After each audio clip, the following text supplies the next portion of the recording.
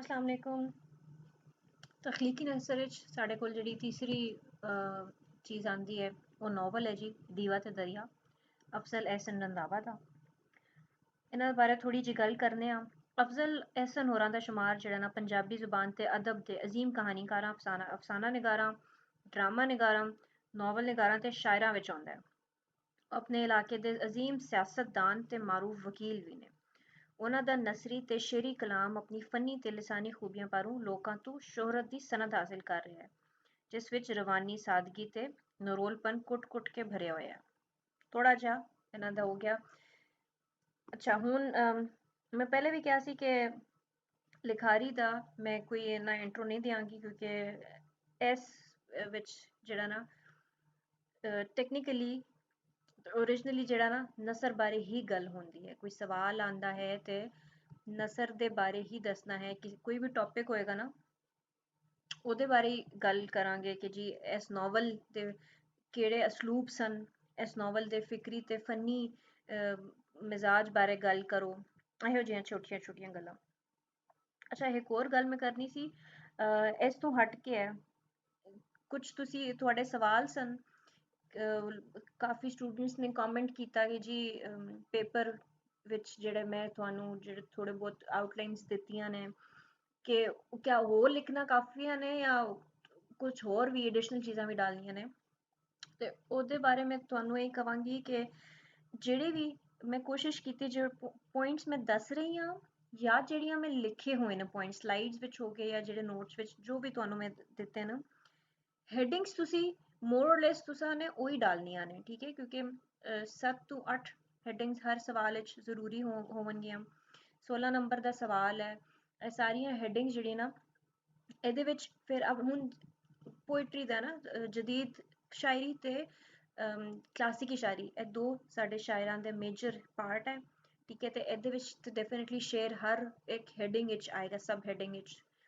ਸ਼ੇਰ ਤੇ ਜ਼ਰੂਰੀ ਹੈ ਤੇ ਫਿਰ ਇਸੇ ਤਰ੍ਹਾਂ ਕਲਾਸਿਕੀ ਸ਼ਾਇਰੀ ਵਿੱਚ ਜੋ ਮੈਂ ਤੁਹਾਨੂੰ ਆਊਟਲਾਈਨ ਦਿੱਤੀ ਹੈ ਜਦੀਦ ਸ਼ਾਇਰੀ ਵਿੱਚ ਜੋ ਆਊਟਲਾਈਨ ਦਿੱਤੀ ਹੈ ਉਹੀ ਤੁਸੀਂ ਫੋਲੋ ਕਰਨੀ ਹੈ थोड़ा जिहा इंट्रो दे के या जेह्ड़ा थोड़ी बहुत गल होनी शायर बारे ओह्दा नांऽ दस के ते ओह्दे थोड़ा बहुत गल्लबात करके ओह्दी थोड़ी बहुत तारीफ करके स्ट्रेट अवे क्वेश्चन शुरू करना है क्वेश्चन शुरू करने च पैह्ले इनिशियल इंट्रो देना इंट्रो च जेह्ड़े पॉइंट्स आंदे न या जेह्ड़ा टॉपिक दा क्वेश्चन दा सवाल है ना क्वेश्चन दा जेह्ड़े पुच्छेआ गेआ सवाल च ओह् दस्सना ऐ ते फिर तुसां आउटलाइन शुरू कर देनी है ठीक है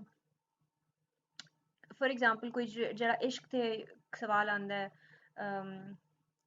मजाजी इश्क या हकीकी इश्क बारे कोई सवाल आंदा है ते उसी तरह फिर इश्क दियां कोई मंजिलां दस्सोगे फिर इश्क दी गल करोगे फिर इश्क दा उस शायर ने की बयान कीता है अपने शायरी विच ओह् गल करोगे फिर ओह्दे रेलेवेंट शेर पाओगे इसी तरह सवाल करना है 5 तुसां सवाल करने ने 16 नंबर दे सवाल ने मैं इररिलेवेंट डिटेल्स विच जानना नहीं कवांगी क्योंकि आई नो 5 सवाल करने बड़ा औखे हो जांदे न 3 hours which in specially Punjabi दा ते राइटिंग स्पीड भी इन्नी नहीं होंदी इसलिए इररिलेवेंट डिटेल्स ना पाओ रिलेवेंट टू क्वेश्चन रहो क्योंकि ਜਦੋਂ एग्जामिनर ਵੇਖੇਗਾ ਕਿ ਜੀ ਸ਼ੁਰੂ ਤੋਂ ਗੱਲ ਹੀ ਕੋਈ ਵੱਖਰੀ ਹੋਈ ਹੈ ਜਾਂ ਬਹੁਤ ਬੈਕਗ੍ਰਾਉਂਡ ਦੱਸ ਦਿੱਤਾ ਗਿਆ ਉਹ ਵੀ ਕੋਈ ਫਾਇਦਾ ਨਹੀਂ ਹੈ ਠੀਕ ਹੈ ਤਾਂ ਸ਼ੁਰੂ ਚ ਤੁਸੀਂ ਜਿਹੜਾ ਨਾ ਟੂ ਦ ਪੁਆਇੰਟ ਸਟਾਰਟ ਲਓ ਤਾਂ ਕਿ ਤੁਹਾਡਾ ਇੰਪੈਕਟ ਅੱਛਾ ਹੈ ਤੇ ਇਸੇ ਤਰ੍ਹਾਂ ਸਵਾਲ ਕਰਨਾ 4 ਤੋਂ 6 पेजेस बहुत हो गया तो जिन्हें बहुत हद मार ली 6 पेजेस लिख लेगा नहीं तो आई गेस 3 ਤੋਂ 5 पेजेस मैक्स होंगे ना and specially depends on the writing ਜਿਹਦੀ ਵੱਡੀ ਵੱਡੀ ਰਾਈਟਿੰਗ ਹੈ ਡੈਫੀਨਿਟਲੀ ਥੋੜਾ ਜ਼ਿਆਦਾ ਪੇਜ ਹੋ ਜਾਣਗੇ ਪਰ ਟਾਈਮ ਮੈਨੇਜਮੈਂਟ ਤੁਸੀਂ ਨੇ ਵੇਖ ਲੈਣੀ ਹੈ ਕੁਐਸਚਨ ਰਿਲੇਵੈਂਟ ਹੋਣਾ ਚਾਹੀਦਾ ਹੈ ਆਨਸਰ ਰਿਲੇਵੈਂਟ ਉਹਦਾ ਹੋਣਾ ਚਾਹੀਦਾ ਹੈ ਮੇਜਰ ਹੈਡਿੰਗਸ 7 ਤੋਂ 8 ਜਿਹੜੀਆਂ ਹੈਡਿੰਗਸ ਨੇ ਉਹ ਜ਼ਰੂਰ ਪਾਣੀਆਂ ਨੇ ਤੇ ਉਹਦੇ ਵਿੱਚ ਸ਼ੇਰ ਹੈ ਤੇ ਸ਼ੇਰ ਦੇ ਜ਼ਰੂਰ ਪਾਣੇ ਹੁਣ ਮੈਂ ਤੁਹਾਨੂੰ ਇਹ ਤਖਲੀਕੀ ਨਸਰ ਕਰਾ ਰਹੀ ਹਾਂ ਤੇ ਨਸਰ ਵਿੱਚ ਡੈਫੀਨਿਟਲੀ ਜਿਹੜਾ ਨਾ ਪਹਿਲੇ ਅਸੀਂ ਦੋ ਅਫਸਾਨੇ ਕਰ ਲੈਣੇ ਤੇ ਉਹਦੀਆਂ ਛੋਟੀਆਂ ਛੋਟੀਆਂ ਕਹਾਣੀਆਂ ਨੇ ਤੇ ਉਹਦਾ ਜ਼ਿਕਰ ਕਰਨਾ ਹੈ ਠੀਕ ਹੈ ਇੱਕ ਇੱਕ ਦੋ ਦੋ ਕਹਾਣੀਆਂ ਦਾ ਨਾਂ ਲਿਖ ਕੇ ਉਹ ਗੱਲ ਕਰਨੀ ਹੈ ਉਹਨਾਂ ਦੇ ਕਿਰਦਾਰਾਂ ਬਾਰੇ ਗੱਲ ਕਰਨੀ ਹੈ ਤਾਂ ਕਿ ਐਗਜ਼ਾਮੀਨਰ ਨੂੰ ਪਤਾ ਲੱਗੇ ਤੁਸੀਂ ਸਟੱਡੀ ਕੀਤੀ ਹੈ ਪੜ੍ਹਿਆ ਹੋਇਆ ਹੈ ਤੁਹਾਨੂੰ ਪਤਾ ਹੈ ਕਿ ਇਸ ਅਫਸਾਨੇ ਵਿੱਚ ਕਿਹੜੀਆਂ ਕਹਾਣੀਆਂ ਨੇ ਤੇ ਕਿਹੜੇ ਕਿਰਦਾਰ ਨੇ ਇੱਕ ਗੱਲ ਤੇ ਦੂਜੀ ਕਿਸੇ ਨੇ ਪੁੱਛਿਆ ਸੀ ਕਿਤਾਬਾਂ ਦਾ ਨਾਂ ਲਿਖਣ ਦਾ ਤੇ ਉਹ ਮੈਨੂੰ ਨਹੀਂ ਪਤਾ, ਲਾਈਕ ਰੈਫਰੈਂਸਸ ਦੀ ਗੱਲ ਅਗਰ ਤੁਸੀਂ ਕਰ ਰਹੇ ਹੋ ਤੇ ਪਾ ਦਿਓ। ਅਗਰ ਤੁਸੀਂ ਕਿਤਾਬਾਂ ਪੜ੍ਹੀਆਂ ਹੋਈਆਂ ਨੇ ਜਾਂ ਐਫਪੀਐਸਸੀ ਦੇ ਜਿਹੜੇ ਰეკਮੈਂਡਡ ਬੁੱਕਸ ਨੇ ਉਹਦਾ ਤੇ ਨਾਮ ਪਾਣੇ ਨੇ ਤੇ ਤੁਸੀਂ ਉਹ ਵੀ ਪਾ ਸਕਦੇ ਹੋ। ਉਹਨਾਂ ਨੇ ਪੁੱਛਿਆ ਸੀ ਜੀ ਉਹਦੇ ਬਾਰੇ ਸਿਰਫ ਨਾ ਹੀ ਪਾਣੇ ਨੇ ਜਾਂ ਉਹਦਾ ਕੋਈ ਇੰਟਰੋ ਵੀ ਲਿਖਣਾ ਹੈ, ਤੇ ਇੰਟਰੋ ਦੀ ਜ਼ਰੂਰਤ ਨਹੀਂ ਹੈ, ਕੋਈ ਸਮਰੀ ਲਿਖਣ ਦੀ ਜ਼ਰੂਰਤ ਨਹੀਂ ਹੈ, ਤੁਸੀਂ ਇੱਥੇ ਕੋਈ ਰਿਸਰਚ ਪੇਪਰ ਨਹੀਂ ਲਿਖ ਰਹੇ। ਇੱਕ ਸਵਾਲ ਦਾ ਜਵਾਬ ਦੇਣਾ, ਸੌਖਾ ਜਵਾਬ ਦੇਣਾ ਹੈ। 16 ਨੰਬਰ ਦਾ ਸਵਾਲ ਹੈ, ਕੋਈ 20 ਨੰਬਰ ਦਾ ਵੀ ਸਵਾਲ ਨਹੀਂ ਹੈ। 16 ਨੰਬਰ ਦਾ ਸਵਾਲ ਹੈ ਤੇ ਜ਼ਰਾ ਸੌਖਾ ਕਰਕੇ ਲਿਖੋ ਤਾਂ ਕਿ ਅਗਲੇ ਨੂੰ ਸਮਝ ਲੱਗ ਗਏ। ਬੁੱਕਸ ਦੇ ਇੰਟਰੋਡਕਸ਼ਨ ਵਿੱਚ ਜਾਣ ਦੀ ਲੋੜ ਨਹੀਂ, ਉਹਦੀਆਂ ਸਮਰੀਆਂ ਲਿਖਣ ਦੀ ਲੋੜ ਨਹੀਂ, ਜਸਟ ਨਾਂ ਲਿਖੋ, ਬੁੱਕ ਦਾ ਨਾਂ ਲਿਖੋ ਤੇ ਆਥਰ ਦਾ ਨਾਂ ਲਿਖੋ, ਦੈਟਸ ਮੋਰ ਦੈਨ ਇਨਫ। ਤੇ ਉਹਦੇ ਰੈਲੀਵੈਂਟ ਅਗਰ ਜਿਹੜਾ ਫॉर एग्जांपल ਕੋਈ ਸ਼ਾਇਰ ਬਾਰੇ ਕਿਸੇ ਗੱਲ ਕੀਤੀ, ਬਾਬਾ ਫਰੀਦ ਬਾਰੇ ਕੋਈ ਗੱਲ ਕੀਤੀ, ਕੋਈ ਕਿਤਾਬ ਪੜ੍ਹੀ ਹੈ ਜਾਂ ਬਾਬਾ ਫਰੀਦ ਦੀ ਕੋਈ ਰੈਲੀਵੈਂਟ ਕਿਤਾਬ ਜਿਹੜੀ ਰਿਕਮੈਂਡਡ ਕਿਤਾਬ ਨੇ ਉਹਦੇ ਬਾਰੇ ਲਿਖ ਦਿਓ ਜੀ, ਇਹਦਾ ਹਵਾਲਾ ਦੇ ਕੇ ਜੀ ਇਸ ਬਾਬਾ ਫਰੀਦ ਦਾ ਜ਼ਿਕਰ ਇਸ ਕਿਤਾਬ ਵਿੱਚ ਵੀ ਇਸ ਰਾਈਟਰ ਨੇ ਲਿਖਿਆ ਹੈ। ਠੀਕ ਹੈ, ਹੁਣ ਡੈਫੀਨੇਟਲੀ ਤੁਸੀਂ ਉਹ ਕਿਤਾਬ ਨਹੀਂ ਪੜ੍ਹੀ ਹੋਏਗੀ, ਤੁਸੀਂ ਸਿਰਫ ਨਾਮ ਹੀ ਪੜ੍ਹਿਆ ਹੈ, ਨਾਮ ਵੀ ਲਿਖ ਦਿਓ, that's more than enough. I hope ਮੈਂ ਜਿਹੜੇ ਤੁਹਾਡੀ ਕਿਊਰੀ ਸਨ ਉਹ ਕਰ ਦਿੱਤੇ। ਹਾਂ, ਹੋਰ ਕਿਸੇ ਨੇ ਸਵਾਲ ਕੀਤਾ ਜੀ ਪੰਜਾਬੀ ਦੀ ਪੋਇਟਰੀ ਅਸੀਂ ਕਿਵੇਂ ਯਾਦ ਕਰੀਏ, ਤੇ ਆਈ ਵੁੱਡ ਸੇ ਬਾਰ-ਬਾਰ ਜਿਹੜੀ ਪੋਇਟਰੀ ਮੈਂ ਤੁਹਾਨੂੰ ਦੱਸੀ ਹੈ, ਮੈਂ ਕੁਝ ਲੋਕਾਂ ਨੂੰ ਕਿਹਾ ਵੀ ਸੀ ਕਿ ਜਾਂ ਅਗਰ ਤੁਹਾਨੂੰ ਕੋਈ ਮੁਸ਼ਕਿਲ ਹੈ, ਵੈਸੇ ਤਾਂ ਮੈਂ ਕੋਸ਼ਿਸ਼ ਕੀਤੀ ਹੈ ਕਿ ਜਿਹੜੀ ਕੋਈ ਰੈਲੀਵੈਂਟ ਪੋਇਟਰੀ ਸੀ ਉਹਦੀ ਮੈਂ ਸਲਾਈਡਸ ਬਣਾ ਕੇ ਤੁਹਾਨੂੰ ਉੱਥੇ ਵੀਡੀਓ ਪਾ ਦਿੱਤੀ ਹੈ। ਨਹੀਂ ਹੈ ਤੁਸੀਂ ਵੀਡੀਓ ਪਲੇਲਿਸਟ ਵਿੱਚ ਜਾ ਕੇ, ਪੰਜਾਬੀ ਦੀ ਪਲੇਲਿਸਟ ਜਾ ਕੇ ਉਹ ਵੇਖ ਲਓ, ਜਦੀਦ ਸ਼ਾਇਰੀ, ਕਲਾਸਿਕ ਸ਼ਾਇਰੀ ਦੀ ਸਪੈਸ਼ਲੀ। ਤੇ ਅਗਰ ਤੁਸੀਂ ਚਾਹੁੰਦੇ ਹੋ ਮੈਂ ਕਿਉਂਕਿ ਮੈਂ ਬੁੱਕ ਕੰਸਲਟ ਕਰ ਰਹੀ ਹਾਂ, ਠੀਕ ਹੈ, ਬੁੱਕ ਤੋਂ ਹੀ ਮੈਂ ਹੁਣ ਇਹ ਬੁੱਕ ਕਿਤਾਬ ਪੜ੍ਹੀ ਹੋਈ ਹੈ ਤੇ ਮੈਂ ਤੁਹਾਨੂੰ ਆਪਣੇ ਰੈਲੀਵੈਂਟ ਨੌਲੇਜ ਤੋਂ ਮੈਂ ਤੁਹਾਨੂੰ ਇਹ ਦੱਸ ਰਹੀ ਹਾਂ, ਠੀਕ ਹੈ। ਮੈਂ ਕੋਈ ਉਹ ਕਿਤਾਬ ਵਿੱਚ ਜਾ ਕੇ ਨਹੀਂ ਪ੍ਰੋਪਰ ਉਹ ਪੜ੍ਹਨਾ ਹੈ ਜਾਂ ਨੋਟਸ ਅਲੱਗ ਤੋਂ ਬਣਾਏ ਹੋ, ਉਹ ਨਹੀਂ ਗੱਲ। ਮੈਨੂੰ ਬਹੁਤ ਸਾਰੇ ਲੋਕਾਂ ਨੇ ਕਿਹਾ ਜੀ ਸਾਨੂੰ ਨੋਟ ਸ਼ੇਅਰ ਕਰ ਦਿਓ, ਤੇ ਮੇਰੇ ਕੋਲ ਕੋਈ ਪ੍ਰੋਪਰ ਇਹੋ ਜਿਹੇ ਨੋਟਸ ਨਹੀਂ ਹੈ। ਬਹੁਤ ਹੋ ਗਿਆ ਤੇ ਮੈਂ ਆਊਟਲਾਈਨ ਵੀ ਸਲਾਈਡਾਂ 'ਚ ਪਾ ਦਿੱਤੀ ਹੈ ਕਿ ਇਹ ਚੀਜ਼ਾਂ ਲਿਖਣੀਆਂ ਨੇ, ਇੱਕ ਸਵਾਲ ਕੋਈ ਆ ਜਾਏ ਤੇ ਇਹ ਚੀਜ਼ਾਂ ਨੇ। ਪੋਇਟਰੀ ਦੇ ਰਿਗਾਰਡਿੰਗ ਕੋਈ ਹੈ ਤੇ ਤੁਸੀਂ ਮੈਨੂੰ ਅਗਰ ਕਹਿ ਸਕਦੇ ਹੋ, ਤੇ ਮਤਲਬ ਤੁਸੀਂ ਚਾਹੁੰਦੇ ਹੋ ਤੇ ਮੈਂ ਤੁਹਾਨੂੰ ਸਕਰੀਨਸ਼ਾਟ ਸ਼ੇਅਰ ਕਰ ਦਿਆਂਗੀ, ठीक है। जदीद शायरी दी स्पेशली क्योंकि क्लासिक की मैं बात छोड़िए पहले, ठीक है। ये हो गया। और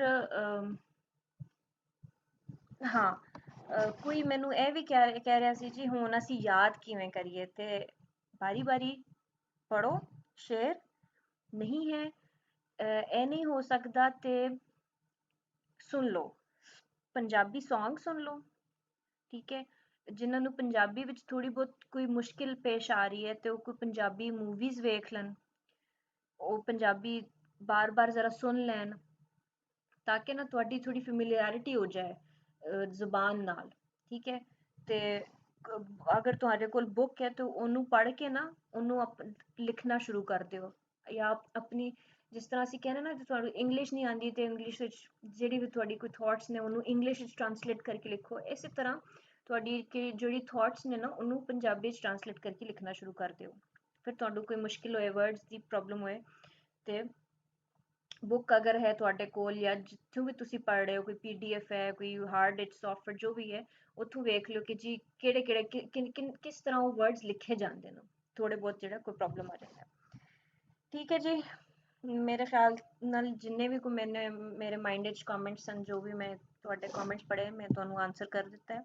ਹੁਣ ਆਉਂਦੇ ਨੇ ਜੀ ਅਸੀਂ ਇਸ ਨੋਵਲ ਤੇ।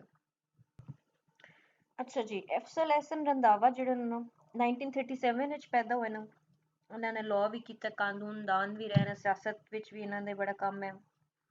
ਫਿਰ ਇਹਨਾਂ ਦੇ ਬੜੇ ਲਿਖਤਾਂ ਵੀ ਰਹੀਆਂ ਨੇ ਜਿਹਦੇ ਵਿੱਚ ਦੀਵਾ ਤੇ ਦਰਿਆ, ਦੋ ਆਬਾ, ਸੂਰਜ ਗ੍ਰਹਿਣ, ਇਹੋ ਜਿਹੇ ਨੋਵਲ ਰਹੇ ਨੇ। ਫਿਰ ਇਹਨਾਂ ਨੂੰ man of the year award ਵੀ ਮਿਲਿਆ, ਠੀਕ ਹੈ, ਯੂਕੇ ਵੱਲੋਂ। ਪ੍ਰਾਈਡ ਆਫ ਪਰਫਾਰਮੈਂਸ ਵੀ, ਲਾਈਫ ਟਾਈਮ ਅਚੀਵਮੈਂਟ, ਬਹੁਤ ਸਾਰੇ ਇਜ਼ਾਜ਼ਾਤ ਇਹਨਾਂ ਨੂੰ ਮਿਲੇ ਤੇ ਅਜੇ ਤੱਕ ਮਾਸ਼ਾਅੱਲਾ ਇਹ ਹਯਾਤ ਨੇ, ਠੀਕ ਹੈ। ਹੁਣ ਅਸੀਂ ਗੱਲ ਕਰਨੇ ਆ ਨੋਵਲ ਤੇ, ਕੁਇਕ ਰੀਕੈਪ ਕਰਨੇ ਆ। ਪਹਿਲਾਂ ਵੀ ਦੱਸਿਆ ਮੈਂ ਤੁਹਾਨੂੰ, ਨੋਵਲ ਦੇ ਮਾਨੀ ਹੁੰਦੇ ਨੇ ਜੀ ਨਵਾਂ, ਇਤਾਲਵੀ ਲਫ਼ਜ਼ ਹੈ ਨੋਵੇਲਾ, ਠੀਕ ਹੈ। ਨੋਵੇਲਾ ਤੋਂ ਨਿਕਲਿਆ, ਜਿਹਦੇ ਵਿੱਚ ਨੇ ਇਹਦੇ ਨੋਵਲ ਵਿੱਚ ਬਹੁਤ ਚੀਜ਼ਾਂ ਹੁੰਦੀਆਂ ਨੇ। ਨਵੇਕਲਾ, ਨੋਵਲ ਦਾ ਮਤਲਬ ਨਵੇਕਲਾ ਕਹਾਣੀ ਹੁੰਦੀ ਹੈ। ਇਹਦੇ ਵਿੱਚ ਕਿੱਸਾ ਹੁੰਦਾ ਹੈ, ਪਲਾਟ ਹੁੰਦਾ ਹੈ, ਕਿਰਦਾਰ, ਮੁਕਾਲਮਾ, ਜ਼ੁਬਾਨ, ਮਾਹੌਲ ਤੇ ਹਯਾਤੀ ਦਾ ਫਲਸਫਾ। ਇਹਦੇ ਵਿੱਚ ਇਹ ਆਨਸਰ ਹੁੰਦੇ ਨੇ। ਇਹੀ ਆਨਸਰ ਜਿਹਦੇ ਨਾ ਇਹਦੇ ਇਸ ਨੋਵਲ ਦੇ ਵੀ ਜਦੋਂ ਕੋਈ ਗੱਲ ਕਰੇ ਨਾ ਅਸਲੂਬ ਦੇ ਬਾਰੇ ਜਾਂ ਫਨੀ ਫਿਕਰੀ ਪੱਖੋਂ ਇਹਦੇ ਬਾਰੇ ਵਿਚਾਰ ਦੱਸੋ, ਤੁਹਾਡੇ ਆਪਣੇ ਕੀ ਵਿਚਾਰ ਨੇ, ਤਾਂ ਵੀ ਤੁਸੀਂ ਇਹੀ ਗੱਲਾਂ ਕਰਨੀਆਂ ਜੀ। ਪਲਾਟ ਬੜਾ ਸੋਹਣਾ ਸੀ, ਕਿਰਦਾਰ ਬੜੇ ਅੱਛੇ ਸਨ, ਉਹਨਾਂ ਦਾ ਥੋੜਾ ਜਿਹਾ ਤਸਕਰਾ ਕਿ ਲੀਡਿੰਗ ਕੈਰੈਕਟਰਸ ਕੌਣ ਸੇ ਸਨ ਤੇ ਹੀਰੋ ਹੀਰੋਇਨ ਦੇ ਕੈਰੈਕਟਰ ਕਿਹੜੇ ਸਨ, ਇਹੋ ਜਿਹੀਆਂ ਗੱਲਾਂ ਕਰਨੀਆਂ ਨੇ, ਠੀਕ ਹੈ। ਹੁਣ ਆਉਂਦੇ ਨਾ ਅਸੀਂ ਇਹਦੇ ਮਰਕਜ਼ੀ ਖਿਆਲ ਦੇ ਉੱਤੇ ਜਾਂ ਖੁਲਾਸੇ।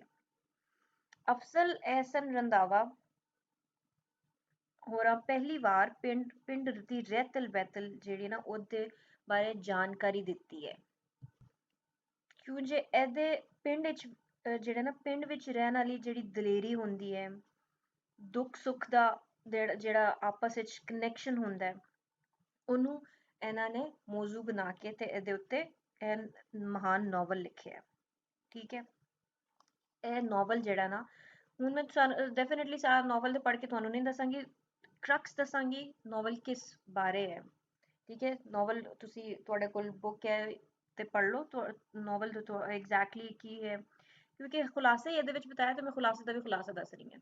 ਮੇਜਰ ਸਟੋਰੀ ਕਿਸ ਦੇ ਰਿਗਾਰਡਿੰਗ ਹੈ, ਇਹਦੇ ਵਿੱਚ ਕੀ ਦੋ ਤਿੰਨ ਗੱਲਾਂ ਆਉਂਦੀਆਂ ਨੇ। ਚੌਧਰਾਹਟ ਬਾਰੇ ਗੱਲ ਹੈ, ਕਿਆਮਤ ਪਾਕਿਸਤਾਨ ਤੋਂ ਪਹਿਲਾਂ ਦੀ ਕਹਾਣੀ ਹੈ। ਚੌਧਰਾਹਟ ਬਾਰੇ ਇਹਦੇ ਵਿੱਚ ਗੱਲ ਆਉਂਦੀ ਹੈ ਤੇ ਚੌਧਰਾਹਟ ਦੀ ਜੰਗ ਹੈ, ਠੀਕ ਹੈ, ਦੋ ਚੌਧਰੀਆਂ ਵਿੱਚ ਜਾਂ ਵੱਡਿਆਂ ਲੋਕਾਂ ਵਿੱਚ, ਕਿਉਂਕਿ ਪੰਜਾਬ ਦੀ ਕਹਾਣੀ ਹੈ ਤੇ ਪੰਜਾਬ ਵਿੱਚ ਸਿੱਖਾਂ ਜਾਂ ਸਿੰਘਾਂ ਦੀ ਉਹ ਸੀ ਤੇ ਉਹਦੇ ਵਿੱਚ ਇਹਨਾਂ ਦੀ ਆਪਸ ਵਿੱਚ ਲੜਾਈ ਦੁਸ਼ਮਣੀ ਅੱਗੇ ਵਧਣ ਦੀ ਦੌੜ ਹੈ, ਲੋਕ ਦਾਸਤਾਨ ਹੈ, ਮੌਤ ਅਜ਼ੀਅਤ ਖੂਨ, ਸਾਹਿਬਾ ਮਿਰਜ਼ਾ ਦਾ ਵੀ ਇੱਕ ਅੰਸਰ ਆਉਂਦਾ ਹੈ, ਠੀਕ ਹੈ। ਟੂ ਕੱਟ ਦ ਲੌਂਗ ਸਟੋਰੀ ਸ਼ਾਰਟ, ਦੋ ਇਹਦੇ ਵਿੱਚ ਵੱਡੇ ਵੱਡੇ ਸਰਦਾਰ ਹੁੰਦੇ ਨੇ, ਦੋ ਬੜੇ ਸਰਦਾਰ, ਠੀਕ ਹੈ, ਆਪਸ ਵਿੱਚ ਬਹੁਤ ਚੰਗੇ ਦੋਸਤ। ਇੱਕ ਦਾ ਨਾਮ ਹੁੰਦਾ ਜੀ, ਹੁਣ ਮੈਂ ਤੁਹਾਨੂੰ ਕੈਰੈਕਟਰਸ ਦੱਸ ਰਹੀ ਹਾਂ ਤੇ if you can note down ਤਾਂ ਤੁਸੀਂ ਇਹ ਕੈਰੈਕਟਰਸ ਨੋਟ ਡਾਊਨ ਕਰ ਲਓ।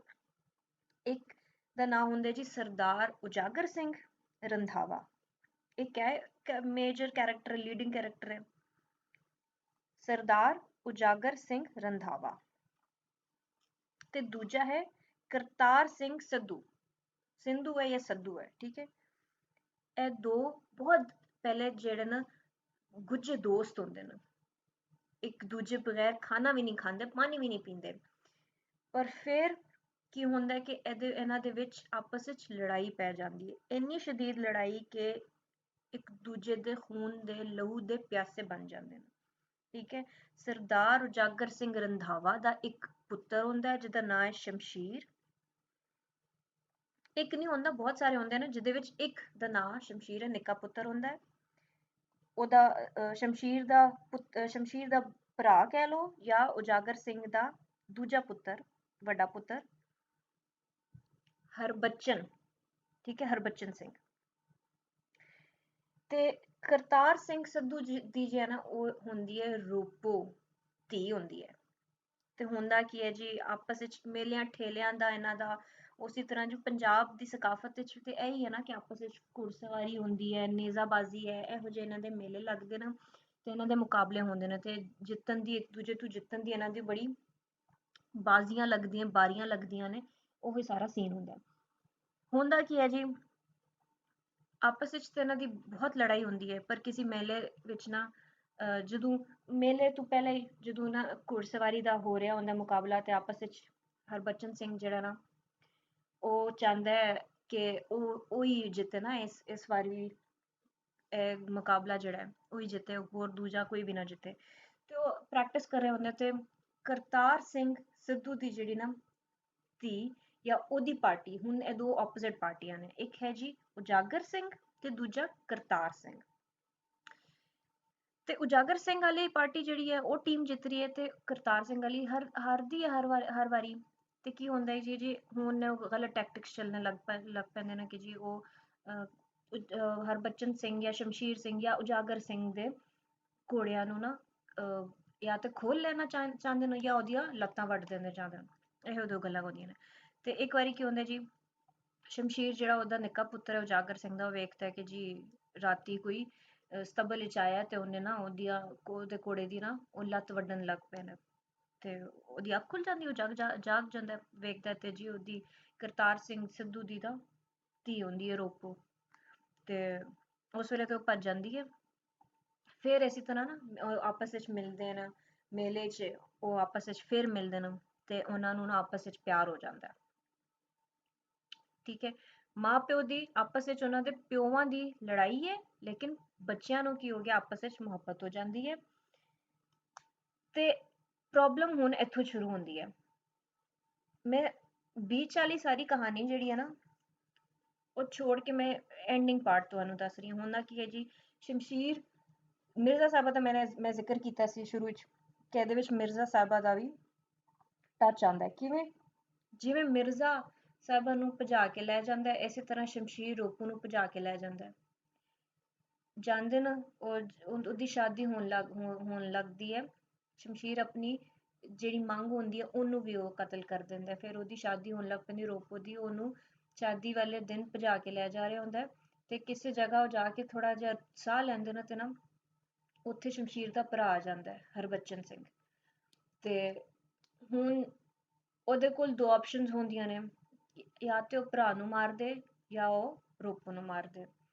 ਫਿਰ ਕੀ ਹੁੰਦਾ ਜੀ, ਆਪਸ ਵਿੱਚ ਭਰਾ ਦੀ ਜਿਹੜੀ ਨਾ ਬੜੀ ਮੁਹੱਬਤ ਜਾਗ ਪੈਂਦੀ ਹੈ ਤੇ ਉਹ ਇਵੈਂਚੁਅਲੀ ਰੋਪੋ ਨੂੰ ਕਤਲ ਕਰ ਦਿੰਦਾ ਤੇ ਉਹ ਆਪਣੇ ਭਰਾ ਦੇ ਨਾਲ ਟੁੱਟ ਜਾਂਦਾ। ਠੀਕ ਹੈ, ਇਹ ਕਹਾਣੀ ਦਾ ਕਰਕ ਸੀ ਸਾਰਾ ਤੇ ਐਂਡਿੰਗ ਵੀ ਹੋ ਗਈ। ਹੁਣ ਅਸੀਂ ਇਹਦਾ ਕਰਾਂਗੇ ਜੀ ਤਨਕੀਦੀ ਵਿਚਾਰ ਕੀ ਹੈ।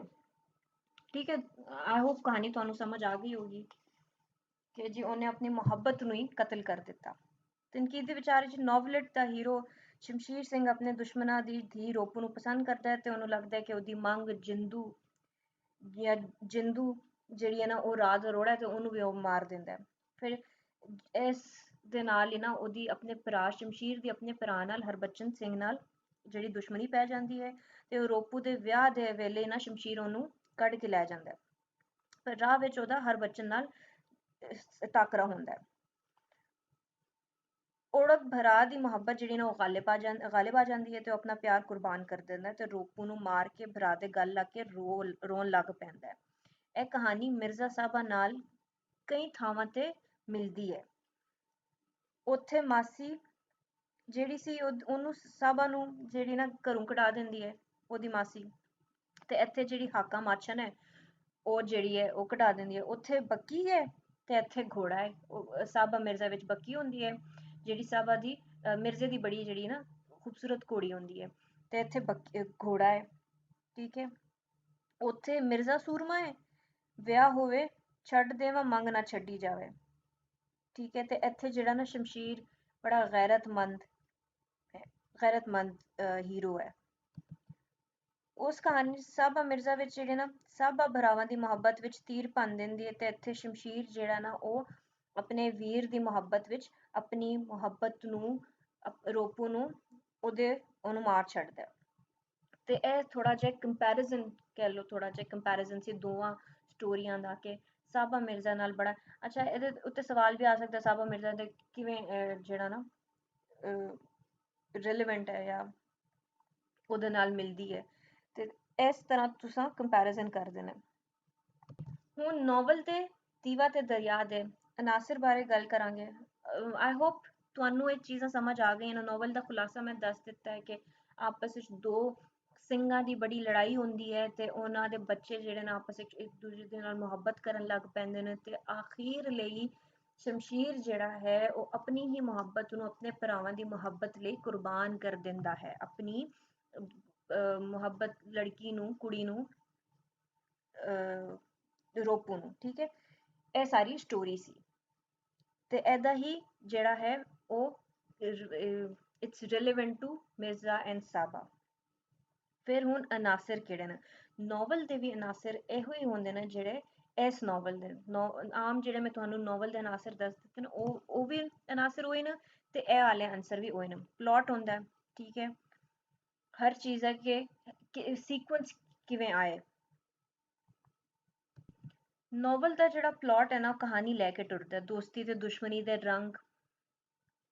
ਠੀਕ ਹੈ, ਸ਼ਾਮ ਮੇਲੇ ਦੇ ਮੇਲੇ ਠੇਲੇ ਦੀ ਰੰਗ, ਰੋਪੋ ਨਾਲ ਪਿਆਰ ਦੀ ਕਹਾਣੀ ਤੇ ਅੰਤ ਅੰਜਾਮ ਵਿੱਚ ਭਾਈ ਨਾਲ ਪਿਆਰ ਤੇ ਆਪਣਾ ਪਿਆਰ ਕੁਰਬਾਨ ਕਰਨਾ ਦੱਸਦਾ ਹੈ। ਇਸ ਕਹਾਣੀ ਦਾ ਪਲਾਟ ਮੰਤਕੀ ਤਰਤੀਬ ਦਾ ਸੋਹਣਾ ਨਮੂਨਾ ਹੈ। ਫਿਰ ਮਰਕਜ਼ੀ ਕਿਰਦਾਰ ਸਰਦਾਰ ਉਜਾਗਰ ਸਿੰਘ ਰੰਧਾਵਾ ਹੈ ਤੇ ਉਹਦੀ ਬੀਵੀ ਸਰਦਾਰ ਉਜਾਗਰ ਦੀ ਬੀਵੀ ਮਹਿੰਦਾ, ਉਹਦਾ ਨਿੱਕਾ ਪੁੱਤਰ ਸ਼ਮਸ਼ੀਰ ਜਿਹੜਾ ਕੜੀਅਲ ਜਵਾਨ ਹੈ, ਹਰਬਚਨ ਉਹਦਾ ਭਰਾ ਹੈ ਤੇ ਉਹ ਮਿਰਜ਼ੇ ਵਾਂਗੂ ਆਪਣੀ ਸਾਬਾ ਰੋਪੂ ਸਿੰਧੂ ਨੂੰ ਹਾਕਾ ਮਾਰਚਨ ਰਾਹੀਂ ਕੱਢ ਲਿਆਂਦਾ ਹੈ। ਠੀਕ ਹੈ, ਤੇ ਫਿਰ ਮੁਹੱਬਤ ਦੀ ਰਾਹ 'ਚ ਉਹ ਕਤਲ ਹੋ ਜਾਂਦੀ ਹੈ, ਉਹਨੂੰ ਕਤਲ ਕਰ ਦਿੰਦਾ ਹੈ। ਇਹ ਮਰਕਜ਼ੀ ਕਿਰਦਾਰ ਨੇ। ਫਿਰ ਦੂਜੇ ਕਿਰਦਾਰਾਂ ਦੀ ਵੀ ਗੱਲ ਹੈ, ਦੂਜੇ ਕਿਰਦਾਰਾਂ ਵਿੱਚ ਆ ਜਾਂਦਾ ਜੀ।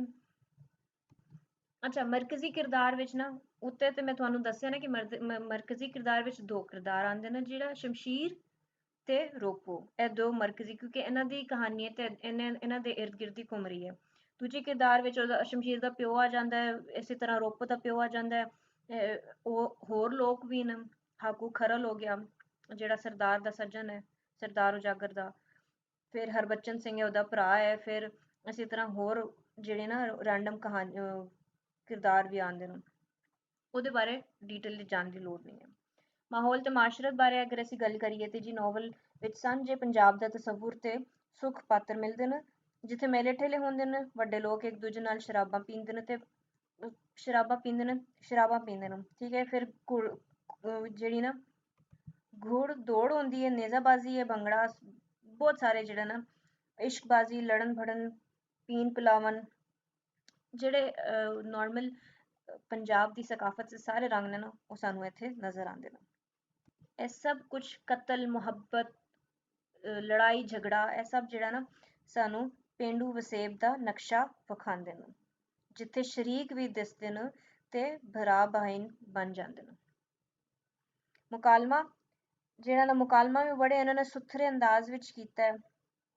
ਜਿਵੇਂ ਜਦੋਂ ਮੇਲੇ ਤੇ ਸ਼ਮਸ਼ੀਰ ਸਿੰਘ ਰੋਪੋ ਨੂੰ ਖੂਹ ਤੇ ਮਿਲਣ ਜਾਂਦਾ ਹੈ ਤੇ ਉਹ ਰੋਪੋ ਟੁਰਨ ਲੱਗਦੀ ਤੇ ਸ਼ਮਸ਼ੀਰ ਆਖਦਾ ਹੈ, ਤੇ ਜੇ ਬੇਬੇ ਇੱਥੇ ਆ ਜਾਵੇ ਤਾਂ ਤੇ ਫਿਰ ਕੀ ਹੈ, ਮੈਂ ਕੋਈ ਚੋਰੀ ਕਰਨ ਆਈ ਹਾਂ, ਮੈਂ ਤੇ ਇੱਥੇ ਪਾਣੀ ਪੀਣ ਆਈ ਸਾਂ, ਬੇਬੇ ਮੈਨੂੰ ਕੀ ਆਖਣਾ, ਤੇ ਜੇ ਉਹ ਮੈਨੂੰ ਇੱਥੇ ਵੇਖ ਲੈ ਤੇ ਫਿਰ ਕੀ ਹੈ, ਇਹ ਕੋਈ ਖੂਹ ਸਾਡਾ ਹੈ। ਇਸ ਤਰ੍ਹਾਂ ਸ਼ਮਸ਼ੀਰ ਤੇ ਰੋਪੋ ਦੀਆਂ ਆਪਸ ਵਿੱਚ ਗੱਲਾਂ ਹੋਈਆਂ ਨੇ। ਫਿਰ ਜਜ਼ਬਾਤ ਨਿਗਾਰੀ, ਹੁਣ ਇਹਦੇ ਵਿੱਚ ਦੱਸਿਆ ਗਿਆ ਕਿ ਜਜ਼ਬਾਤ ਭਾਵੇਂ ਉਹ ਜੰਗ ਦੇ ਕਿਉਂ ਨਾ ਹੋ, ਆਪਸ ਵਿੱਚ ਉਹਨਾਂ ਦੀ ਕਿੰਨੀ ਵੀ ਜੰਗ ਹੋ, ਲੇਕਿਨ ਕੁਝ ਸਾਡੀਆਂ ਕਦਰਾਂ ਜਿਹੜੀਆਂ ਨਾ ਉਹ ਹਮੇਸ਼ਾ ਸਿੱਧੀਆਂ ਸਾਦੀਆਂ ਰਹਿੰਦੀਆਂ ਨੇ ਤੇ ਸਭ ਵੇਲੇ ਦੀਆਂ ਉਹ ਇੱਕੋ ਜਿਹੀਆਂ ਕਦਰਾਂ ਨੇ, ਉਹ ਬਦਲਦੀਆਂ ਨਹੀਂ ਹੈ। ਕਿਵੇਂ, ਇਹ ਵੇਖੋ, ਜਦੋਂ ਰੂਪੋ ਜਿਹੜੀ ਨਾ ਸ਼ਮਸ਼ੀਰ ਨਾਲ ਭੱਜ ਰਹੀ ਹੁੰਦੀ ਹੈ ਨਾ, ਤੇ ਉਹਦਾ ਭਰਾ, ਉਹਦਾ ਹਰਬਚਨ ਜਿਹੜਾ ਉਹਦਾ ਰਾਹ ਟੱਕ ਲੈਂਦਾ ਤੇ ਕਹਿੰਦਾ ਜੀ ਇਹ ਤੇਰੇ ਨਾਲ ਨਹੀਂ ਜਾ ਸਕਦੀ, ਇਸ ਤਰ੍ਹਾਂ ਬੂਹੇ ਤੇ ਇਹਦੀ ਜੰਜ ਬੈਠੀ ਹੋਈ ਆ। ਤੇ ਸ਼ਮਸ਼ੀਰ ਕਹਿੰਦਾ ਤੈਨੂੰ ਕੀ ਹੈ ਇਹਦੇ ਨਾਲ ਤੇ ਇਹਦੀ ਜੰਜ ਨਾਲ, ਤੇ ਹਰਬਚਨ ਕਹਿੰਦਾ ਧੀਆਂ ਬਹਿਨਾਂ ਦੀ ਇੱਜ਼ਤ ਸਭ ਦੀ ਸਾਂਝੀ ਹੁੰਦੀ ਹੈ, ਇਹ ਨਹੀਂ ਹੋ ਸਕਦਾ। ਸਾਰੇ ਸਵੇਰੇ ਤੱਕ ਸਾਰੇ ਪਿੰਡ ਤੋਂ ਜਿਹੜਾ ਨਾ ਉਹਨੂੰ ਪਤਾ ਲੱਗ ਜਾਣਾ ਤੇ ਤੇਰੇ ਨਾਲ ਨਹੀਂ ਜਾ ਸਕਦੀ। ਇਸ ਤਰ੍ਹਾਂ ਉਹਨਾਂ ਨੇ ਜਜ਼ਬੇ ਦਾ ਇਜ਼ਹਾਰ ਕੀਤਾ ਹੈ। ਫਿਰ ਫਲਸਫਾ ਹਯਾਤ ਕੀ ਹੈ ਜੀ, ਸ਼ਮਸ਼ੀਰ ਇੱਕ ਗੈਰਤਮੰਦ ਅੱਖੀ ਹੈ, ਉਹ ਆਪਣੇ ਪਿਆਰ ਨੂੰ ਕਿਸੇ ਦੀ ਝੋਲੀ ਨਹੀਂ ਪੈਣ ਦਿੰਦਾ। ਇਸ ਤਰ੍ਹਾਂ ਉਹਨੇ ਨਾ ਉਹਦੀ ਕਿਸੇ ਹੋਰ ਨਾਲ ਵਿਆਹ ਹੋਣ ਦਿੱਤਾ, ਉਹਨੂੰ ਭਜਾ ਵੀ ਲਿਆਇਆ ਤੇ ਉਹਨੂੰ ਮਾਰ ਹੀ ਦਿੱਤਾ ਕਿ ਉਹ ਵਾਪਸ ਜਾਏਗੀ ਤੇ ਉਹਦਾ ਵਿਆਹ ਹੋ ਜਾਏਗਾ, ਜਾਂ ਮੇ ਬੀ ਉਹਦਾ ਵਿਆਹ ਨਾ ਵੀ ਹੋਏ ਤੇ ਉਹਨੂੰ ਸ਼ਾਇਦ ਮਾਰ ਦੇਣ ਉਹਦੇ ਘਰ ਵਾਲੇ ਤੇ ਉਹਨੇ ਆਪੇ ਉਹਨੂੰ ਮਾਰ ਛੱਡਿਆ। ਇਸੇ ਤਰ੍ਹਾਂ ਇਰਤਕਾ ਨੋਵਲ ਦਾ ਅਖੀਰ ਦਾ ਡਾਢਾ ਦੁੱਖ ਭਰਿਆ ਹੈ। ਇਰਤਕਾ ਬੜੇ ਸੋਹਣੇ ਤਰੀਕੇ ਨਾਲ ਹੁੰਦਾ, ਕਹਾਣੀ ਪੂਰੀ ਤਰ੍ਹਾਂ ਤਰਤੀਬ ਨਾਲ ਟੁਰਦੀ ਆਪਣੇ ਅੰਜਾਮ ਤੇ ਆਪਰਦੀ ਹੈ, ਯਾਨੀ ਮੁੱਢ ਬੜੇ ਫਿਤਰੀ ਅੰਦਾਜ਼ ਨਾਲ ਨਿਭਾਇਆ, ਜਿਹੜੀ ਹੌਲੀ ਹੌਲੀ ਵੱਧਦੀ ਤਰੱਕੀ ਕਰਦੀ ਹੈ, ਸਿੱਧੀ ਲਕੀਰ ਵਾਂਗਰ ਚੱਲਦਾ ਹੈ, ਐਵੇਂ ਚਸਕੇ ਲਈ ਸੱਜੇ ਖੱਬੇ ਨਹੀਂ ਹੁੰਦਾ। ਫਨਕਾਰੀ ਵੀ ਬੜੀ ਉਹਨਾਂ ਨੇ ਚੰਗੀ ਕੀਤੀ ਹੈ, ਮੰਜ਼ਰ ਨਿਗਾਰੀ ਬੜੀ ਅੱਛੀ ਹੈ।